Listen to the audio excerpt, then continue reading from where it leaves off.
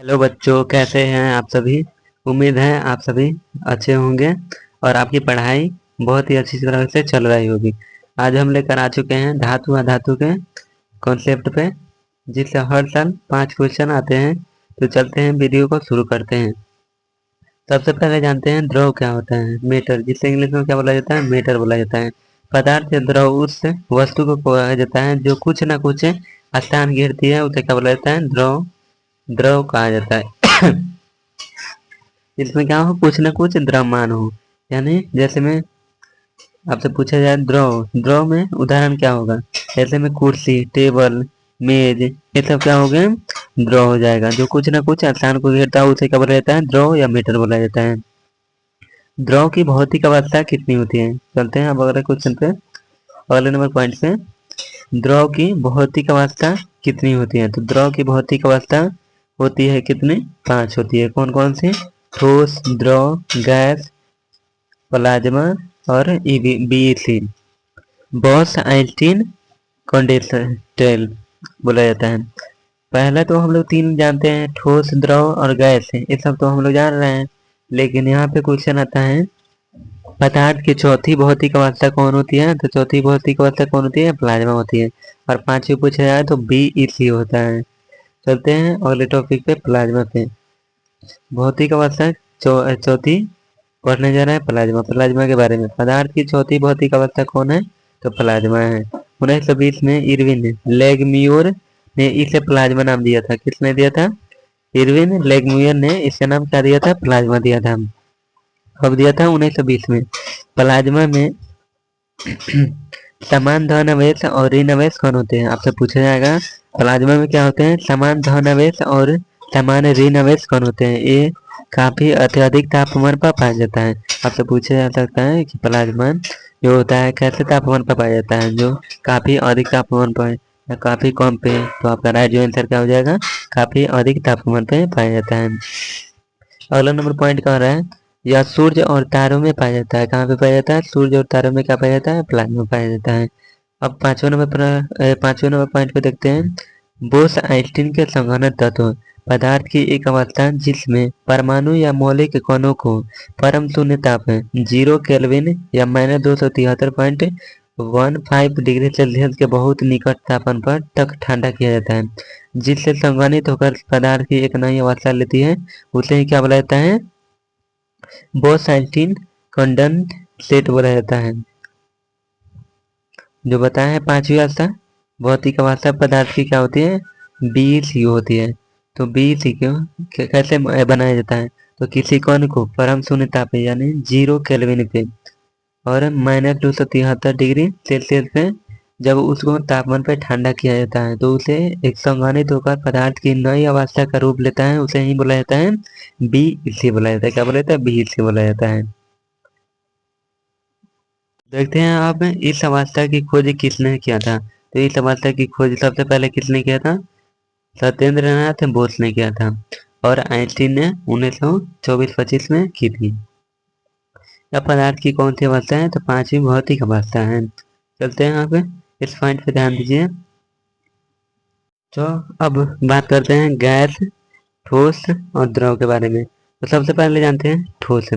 ठोस के बारे में, जब कोई पदार्थ ठोस रहता है और द्रव में परिवर्तन होता है, जब उसका द्रव में परिवर्तन होता है तो उसे क्या बोला जाता है, संघनन बोला जाता है, संगलन प्रक्रिया बोला जाता है। क्या बोला जाता है, संगलन प्रक्रिया बोला जाता है।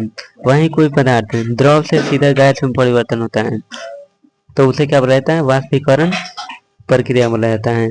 और कोई पदार्थ गैस से ठोस में बदल रहा है तो उसे क्या बोला जाता है, विक्षेपण अभिक्रिया बोला जाता है। और कोई पदार्थ ठोस से सीधा गैस में परिवर्तित हो जा रहा है उसे क्या बोला जाता है, ऊर्ध्वपातन अभिक्रिया बोला जाता है। और द्रव से कोई पदार्थ ठोस में परिवर्तन हो रहा है तो क्या होगा, हिमीकरण या जमन प्रक्रिया बोला जाता है। चलते हैं अब अगले पॉइंट पे, ऊर्ध्वपातन के उदाहरण। ऊर्ध्वपातन के उदाहरण हर साल एक ना एक क्वेश्चन आता ही है, तो इस पे आप विशेष कर ध्यान दीजिएगा। तो चलते हैं पॉइंट पे, NaHCl, NH4Cl अमोनिया क्लोराइड नौसादर के नाम से भी जाना जाता है। ऊर्ध्वपातन के उदाहरण है आयोडीन, फिर उसे नेपथिलीन, कर्पूर, और उसके बाद में एंथ्रोसीन शुष्क बर्फ। ये सब क्या है, उद्पातन के उदाहरण है। उत्पादन क्या होता है, प्रक्रिया। तो उत्पादन प्रक्रिया में होता है कोई पदार्थ ठोस से सीधा किस में हो जाता है, बदल जाता है, गैस में बदलता है, उसे क्या बोला जाता है, उत्पादन अभिक्रिया बोला जाता है। चलते हैं अब अगले क्वेश्चन पे, अगले पॉइंट पे। पदार्थ की रासायनिक अवस्थाएं कितनी होती हैं। तो पदार्थ की रासायनिक अवस्थाएं 3 होती है, तत्व, यौगिक और मिश्रण। तत्व एलिमेंट है। एलिमेंट को कितने भागों में बांटा गया है, 3 भागों में, धातु, अधातु और उपधातु। चलते हैं अब अगले पॉइंट पे, तत्व के बारे में, एलिमेंट के बारे में अब हम जानते हैं। तत्व क्या है, यह एक ही प्रकार के परमाणुओं से मिलकर क्या होते हैं, बने होते हैं। जैसे में धातु, इसका 3 पार्ट होता है, धातु, अधातु या उपधातु। चलते हैं अब अगले पॉइंट पे। अगला नंबर पॉइंट है धातुओं के गुण। धातुओं के गुण, धातुओं के गुण देखते हैं। धातुएं क्या होते हैं, आघात वर्तनीय होते हैं, यानी पीटने पे क्या हो जाती है, चौड़ा हो जाती है। या इसमें तन्यता का गुण पाया जाता है। या रंग में कैसा होता है, तो चमकीला होता है। या उसमें के कैसे क्या होते हैं, क्षालक होते हैं। या विद्युत के क्या होते हैं, क्षालक होते हैं। धातु सामान्यतः क्या होते हैं, कठोर होता है। धातु मीठी ध्वनि देती है, यानी इसको पीटते हैं तो वो कैसी ध्वनि देती है, मीठी ध्वनि देती है, उसे क्या बोला जाता है, धातु बोला जाता है। तो पहले नंबर में हम लोग पढ़े हैं, धातु क्या होती है, आघात वर्धनीय होती है, यानी इसमें क्या होती है, पीटने पे चौड़ी फैल जाती है। और इसमें तन्यता का गुण पाया जाता है। यह रंग में कैसा होता है, चमकीला होता है। या उसमें के क्या होते हैं, चालक होते हैं। या विद्युत के भी चालक होते हैं। धातु कैसे होते हैं, सामान्यतः कठोर धातु होते हैं। धातु को पीटने पर कैसी आवाज निकलती है, तो मीठी ध्वनि आवाज निकलती है। चलते हैं, धातु सामान्यतः कठोर होती है, इसका कुछ अपवाद है। जैसे में अपवाद है सोडियम और पोटेशियम। क्या होती है, मुलायम धातु होती है, जिसे चाकू से आसानी से काटा जा सकता है। तो यहाँ पे 10th का VVI ऑब्जेक्टिव क्वेश्चन है, इसको ध्यान रखना क्योंकि ये बार बार क्वेश्चन आ चुका है। सोडियम और पोटेशियम क्या होता है, एक मुलायम धातु होती है, जिसे चाकू से आसानी से काटा जा सकता है। तो इसको थोड़ा भी नजरअंदाज नहीं करना, क्योंकि ये क्वेश्चन बार बार पूछा जाता है। सोडियम और पोटेशियम को मुलायम धातु बोला जाता है, जिससे चाकू से आसानी से काटा जा सकता है। भौतिक अवस्था क्या होती है, भौतिक अवस्था 3 होती है, द्रव, ठोस, द्रव ठोस, द्रव और गैस। गैस नहीं बनता है, ठोस। ठोस में कौन कौन होता है, Fe यानी आयरन, एल्युमिनियम, कॉपर और क्या होता है, सोना, चांदी होता है, सॉरी। और द्रव अवस्था में पाए जाने वाला धातु कौन सा है, पारायन, या इसी को मरकरी बोला जाता है, Hg। क्या है, Hg। तो यहाँ से क्वेश्चन आ चुका है, धातुओं में धातु कौन से धातु है जो द्रव अवस्था में पाया जाता है, तो कौन से धातु है, Hg, यानी पारा धातु है जो द्रव अवस्था में पाया जाता है। देखो पारा के अलावा यहाँ पे एक क्वेश्चन और बन सकता है, पारा के अलावा कौन सी ऐसी धातु है जो कमरे के तापमान पर क्या होता है, तरल होता है। तो गीलियम है, क्या है, गीलियम होगा, ऑप्शन ये हो जाएगा। आपसे पूछा जाएगा पारा के अलावा कौन सी ऐसी धातु होती है जो कमरे के ताप पर तरल होती है, तो कौन सा, गैलियम धातु। और इसको याद करना ही करना, धातुओं कौन सी ऐसी धातु है जो कमरे के तापमान पर क्या होती है, तरल अवस्था में पाई जाती है, तो कौन होती है, पारा। इसको जिसके रासायनिक सूत्र क्या होता है, Hg होता है। चलते हैं अगले पॉइंट पे। अगला नंबर पॉइंट है अधातुओं के गुण। हम लोग धातुओं के गुण पढ़े हैं जी, उसका जस्ट अपोजिट होता है। जैसे मैं धातु में पढ़े थे, उसमें आघात वर्तनीयता का गुण पाया जाता है, लेकिन इसमें नहीं पाया जाता है। उसमें तन्यता का गुण पाया जाता है, लेकिन अधातु में क्या होता है, नहीं पाया जाता है।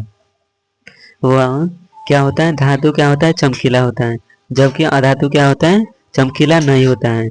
लेकिन अपवाद है, अधातु में कुछ ऐसे अधातु हैं जो चमकीला होते हैं, जैसे में आयोडीन, ग्रेफाइड क्या होते हैं, चमकीले अधातु है।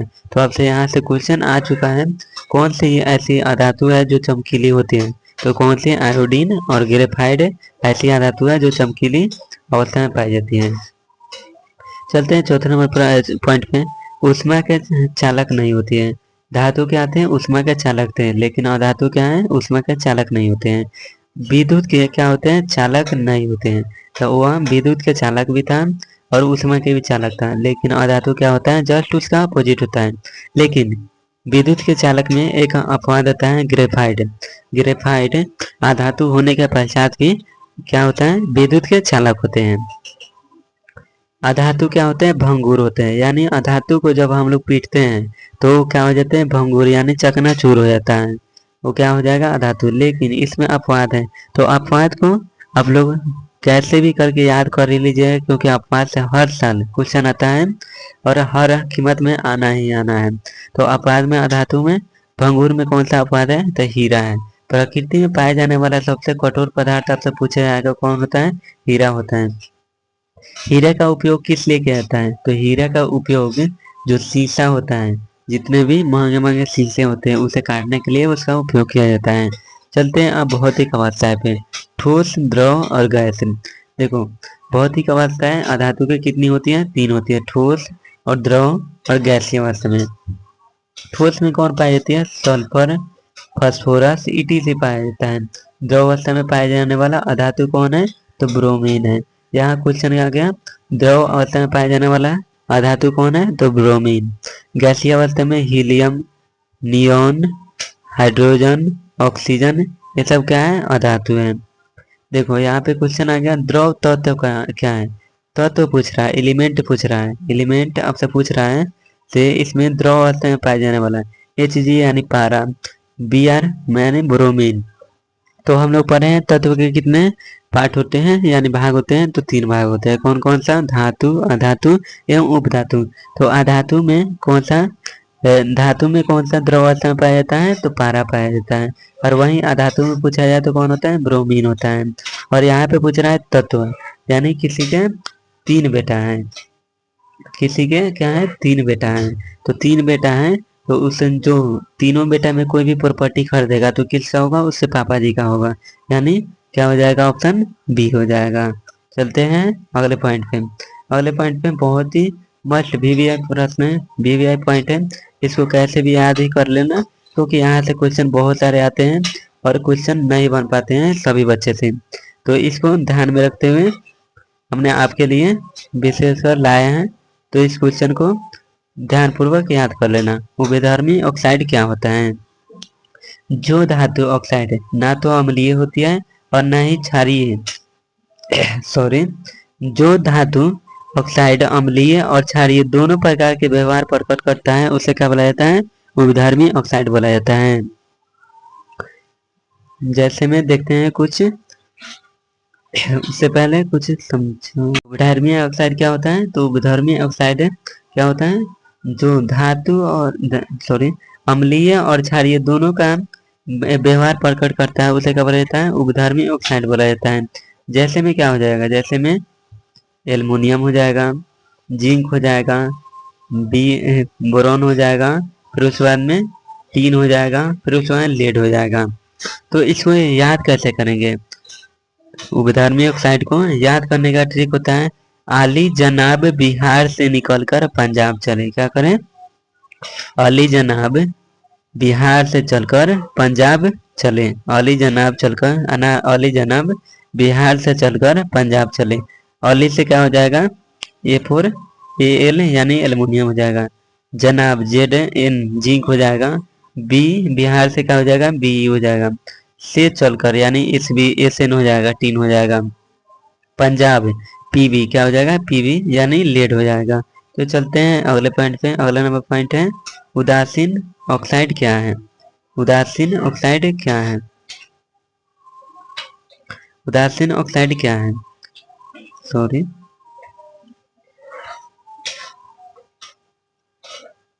उदासीन ऑक्साइड क्या होता है, तो ये ऑक्साइड ना तो अम्लीय प्रकृति की होती है और ना ही क्षारीय प्रकृति का होता है। उदासीन ऑक्साइड याद करने का ट्रिक ये बन सकता है, ना कोई व्यक्ति घर का है और ना ही घाट का है, यानी दोनों जगह से क्या किया गया है, उसको बाहर निकाल दिया गया है। तो क्या हो गया, उदासीन अभिक्रिया हो गया, उदासीन ऑक्साइड हो गया। इसके कुछ एग्जाम्पल देखते हैं, जैसे में CO carbon monoxide, NO nitric oxide, N2O nitrous oxide, ये सब क्या है, उदासीन ऑक्साइड के उदाहरण है। देखो यहाँ पे बहुत अच्छा क्वेश्चन बनेगा यहाँ पे, से जितने भी खट्टे पदार्थ होते हैं, जितने भी क्या होते हैं, खट्टे पदार्थ होते हैं, जैसे में अचार अचार उचार होता है, उसको लोहे के बर्तन में न रखकर हम लोग क्या करते हैं, शीशे के बर्तन में रखना पसंद क्यों करते हैं? तो देखो, दही और अन्य खट्टे पदार्थों में क्या होता है, एसिड पाया जाता है। जैसे दही में कौन सा अम्ल पाया जाता है, लैक्टिक अम्ल पाया जाता है। ये सब हम पढ़ा चुके हैं। आप वीडियो नहीं देखे हैं तो वीडियो जाकर उस पर जाकर देख लीजिएगा। तो दही और अम्ल में क्या होता है, अम्ल पाया जाता है। जब धातु के बर्तन में रखा जाता है तो दही या किसी अन्य खट्टे पदार्थ में मौजूद एसिड धातु से प्रतिक्रिया करके एक जहरीली गैस छोड़ेगा, एक जहरीली गैस छोड़ती है, जिसके कारण क्या होती है, फूड पॉइजन होती है। क्या होती है, फूड पॉइजन होती है। इसी के कारण क्या होती है, जो दही और अन्य खट्टे पदार्थ हैं उसे क्या बोला जाता है, दही और अन्य खट्टे पदार्थों को शीशे के बर्तन में रखा जाता है, तांबे के बर्तनों में नहीं रखा जाता है। तो चलते हैं अगले प्रश्न पे। अगला प्रश्न है कि उपधातु क्या है, उपधातु क्या है, उपधातु क्या होता है? तो इसके बारे में पढ़ते हैं। वे तत्व जिनके धातु या अधातु दोनों के गुण पाया जाता है उसे क्या बोला जाता है, उपधातु बोला जाता है। तो हम लोग पढ़े हैं, धातु और अधातु के गुण पाया जाता है उसे क्या बोला जाता है, उपधातु बोला जाता है। जैसे में बोरॉन हो जाएगा, सिलिकॉन हो जाएगा, जर्मेनियम हो जाएगा, आर्सेनिक हो जाएगा। उसके बाद में क्या हो जाएगा, एसबी एंटीमनी हो जाएगा, टी टेल्यूरियम हो जाएगा। उसके बाद में पीओ पोलोनियम हो जाएगा। इसको याद करने का ट्रिक होता है, क्या होता है, बालिका सीता गीता, बालिका सीता गीता, बालिका सीता, बालिका सीता गीता ऐश्वर्या सब ट्यूशन पे आती है। क्या करती है, बालिका सीता गीता सब ट्यूशन पे आती है। तो बालिका से क्या हो जाएगा, बोरॉन हो जाएगा। सीता से क्या हो जाएगा, एसआई यानी सिलिकॉन हो जाएगा। गीता से क्या हो जाएगा, गीता से क्या हो जाएगा, बालिका सीता गीता ऐश्वर्या ट्यूशन पे आती है। इसे याद कर लेंगे। चलते हैं अब अगले पॉइंट पे। अगला नंबर पॉइंट कह रहा है उपधातु या अर्धधातु क्या होता है। तो उसी को क्या बोला जाता है, अर्धचालक भी बोला जाता है। अर्धचालक, यहाँ से क्वेश्चन बहुत सारे आते हैं, तो अर्धचालक को याद कीजिएगा क्या क्या होते हैं अर्धचालक में। अर्धचालक में सिलिकॉन होता है, फिर उसके बाद में क्या होता है, जर्मेनियम होता है, फिर उसके बाद आर्सेनिक होता है। इसका उपयोग किस में किया जाता है, डायोड ट्रांजिस्टर में किया जाता है, सोलर मेमोरी कार्ड बनाने के लिए अर्धचालक का प्रयोग किया जाता है। चलते हैं अब मिश्र धातु पे ध्यान देते हैं। अब मिश्र धातु पे ध्यान देते हैं। मिश्र धातु होता क्या है, तो दो या दो से अधिक धातुओं या अधातुओं को, धातु एवं धातुओं के मिश्रण को क्या बोला जाता है, मिश्र धातु बोला जाता है। जब दो या दो से अधिक धातु या अधातु एक साथ मिल जाता है उसे ही क्या बोला जाता है, मिश्र धातु बोला जाता है। मिश्र धातु कौन सा मिश्रण होता है, तो समांगी मिश्रण होता है। यहाँ पे अच्छा टॉपिक, अच्छा क्वेश्चन बन सकता है, मिश्र धातु कैसा मिश्रण होता है, तो समांगी मिश्रण होता है। चलते हैं कुछ मिश्र धातु के नाम याद करते हैं। जैसे पीतल, जैसे में पीतल कॉपर और जिंक से मिलकर बना होता है। कांसा कॉपर और टील से मिलकर बना होता है। जर्मन सिल्वर कॉपर नियोन और जिंक से मिलकर बना होता है। जंग रहित लोहा आयरन से और क्रोमियम से, उसके नियोन से और कार्बन से मिलकर बना होता है। वैसे ही टाइप मेटल किससे बना होता है, पीबी से, एसबी से और एसएन से बना होता है। गन मेटल एसएन कॉपर और उसमें जिंक से बना होता है। शोल्डर टांका, टांका किससे बना होता है, पीबी प्लस, पीबी प्लस क्या होता है, एसएन से बना होता है। चलते हैं अब इसके बारे में कुछ ट्रिक पढ़ते हैं। ट्रिक नंबर 1 है, ट्रिक नंबर 1 में देखते हैं। उसे देखने से पहले थोड़ा सा याद करते हैं। देखो, एक ब्रेजा कार होता है, कौन सा कार, ब्रेजा कार होता है। तो इसको याद करने का ट्रिक देखो। इसको इंग्लिश में बोला जाता है पीतल को क्या बोला जाता है, बॉस बॉन्स बोला जाता है। क्या बोला जाता है, बॉन्स बोला जाता है। इसको ब्रास बोला जाता है और जर्मन सिल्वर को जर्मन बोला जाता है। इस तीनों को याद करने का ट्रिक है, बॉस कजन ब्रेजा कार से जर्मनी क्यों नहीं जाते हैं। बॉस से क्या हो जाएगा, पीतल हो जाएगा। कॉजन से क्या हो जाएगा, के से सीयू यानी कॉपर हो जाएगा। जेडन से जिंक हो जाएगा। ब्रेजा ब्रेजा से क्या हो जाएगा, कांसा हो जाएगा। कार से यानी सीयू कॉपर से, और सी ये से हो जाएगा से जर्मनी, जर्मनी से क्या हो जाएगा, जर्मन सिल्वर हो जाएगा। क्यों से क्या हो जाएगा, सीयू हो जाएगा। और नहीं ए नहीं हो जाएगा। और जेडन से जिंक हो जाएगा। चलते हैं अब अगले ट्रिक पे बात करते हैं। अगला नंबर ट्रिक कह रहा है, फिक्र नहीं करने का स्टेनलेस है। स्टेनलेस है मान लो पढ़े हैं तो उसका याद कैसे करेंगे। जब भी कोई चीज है, स्टेनलेस का अर्थ होता है जंग रहित चीज। जब कोई चीज जंग रहित होती है, जिसमें जंग नहीं लगती है, तो उससे हम क्या करते हैं, फिक्र नहीं करते हैं, उसके बारे में हम नहीं उतना परवाह करते हैं से वह क्या है। तो इसको याद करने का ट्रिक है, फिक्र नहीं करने का स्टेनलेस है। देखो फिक्र से क्या हो जाएगा, एफी हो जाएगा, आयरन हो जाएगा। सीआर से क्या हो जाएगा, क्रोमियम हो जाएगा। एनआई से क्या हो जाएगा, नियोन हो जाएगा। करने का सी से क्या हो जाएगा, कार्बन हो जाएगा। देखो कार्बन का इसमें काम क्या होता है, कठोरता क्या करता है, प्रदान करता है। वहीं पूछा जाए क्रोमियम का काम क्या होता है, तो क्रोमियम आयरन में क्रोमियम जंग रहित बनाने में के लिए मिलाते हैं। चलते हैं अब अगले टॉपिक पे। अगला नंबर टॉपिक है, अगला ट्रिक टाइप मेटल का ट्रिक। तो पंजाब में सब सिंग टाइप का है। इसका नाम याद करने का ट्रिक है टाइप मेटल का। पंजाब में सभी कोई है सिंग टाइप का है। तो पंजाब से क्या हो जाएगा, पीवी हो जाएगा। सब से क्या हो जाएगा, एसपी हो जाएगा। सिंग एसएन हो जाएगा। तो टाइप मेटल याद करने का ट्रिक ये भी बन गया। चलते हैं अब अगले नोट पे। नोट में देखते हैं पीतल कांसा और जर्मन सिल्वर में उपनिष्ठ क्या होता है। तो देखो यहाँ पे ऊपर चलते हैं, इसे समझाने के लिए चलते हैं ऊपर।